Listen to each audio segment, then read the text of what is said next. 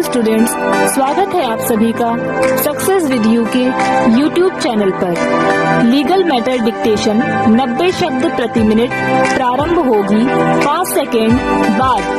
5, 4, 3, 2, 1 start. जब police report पर संस्थित किसी वारंट मामले में अभियुक्त विचारण के प्रारंभ में मजिस्ट्रेट के समक्ष हाजिर होता है या लाया जाता है, तब मजिस्ट्रेट अपना यह समाधान कर लेगा कि उसने धारा 207 के उपबंधों का अनुपालन कर लिया है।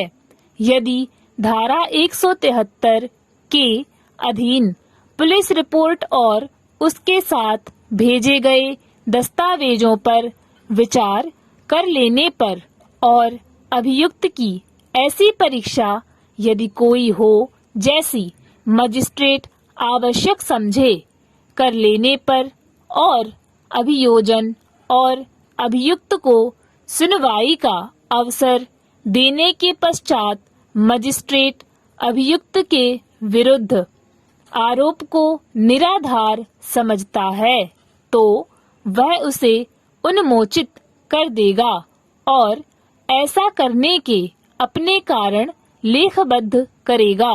यदि ऐसे विचार परीक्षा यदि कोई हो और सुनवाई कर लेने पर मजिस्ट्रेट की यह राय है कि ऐसी उपधारणा करने का आधार है कि अभियुक्त ने इस अध्याय के अधीन विचारणीय ऐसा अपराध किया है जिसका विचारण करने के लिए वह मजिस्ट्रेट सक्षम है और जो उसकी राय में उसके द्वारा पर्याप्त रूप से दंडित किया जा सकता है, तो वह अभियुक्त के विरुद्ध आरोप लिखित रूप से विरचित करेगा।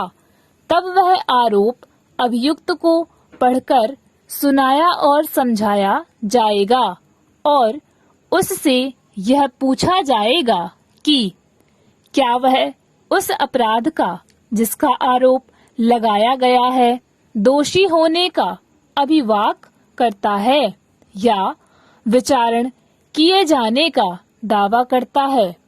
यदि अभियुक्त दोषी होने का अभिवचन करता है तो मजिस्ट्रेट उस अभिवाक को लेखबद्ध करेगा और उसके आधार पर उसे स्वविवेकानुसार दोष सिद्ध कर सकेगा।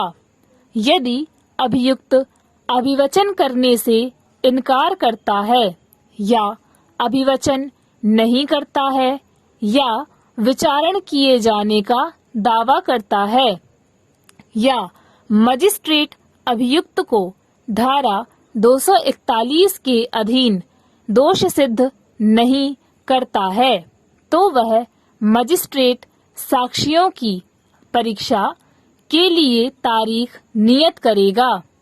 परंतु मजिस्ट्रेट अभियुक्त को पुलिस द्वारा अन्वेषण के दौरान अभिलिखित किए गए साक्षियों के कथन अग्रिम रूप से प्रदाय करेगा। मजिस्ट्रेट अभियोजन के आवेदन पर उसके साक्षियों में से किसी को हाजिर होने या कोई दस्तावेज या अन्य चीज पेश करने का निर्देश देने वाला समन जारी कर सकता है। ऐसी नियत तारीख पर मजिस्ट्रेट ऐसा साक्ष्य लेने के लिए अग्रसर होगा जो अभियोजन के समर्थन में पेश किया जाता है।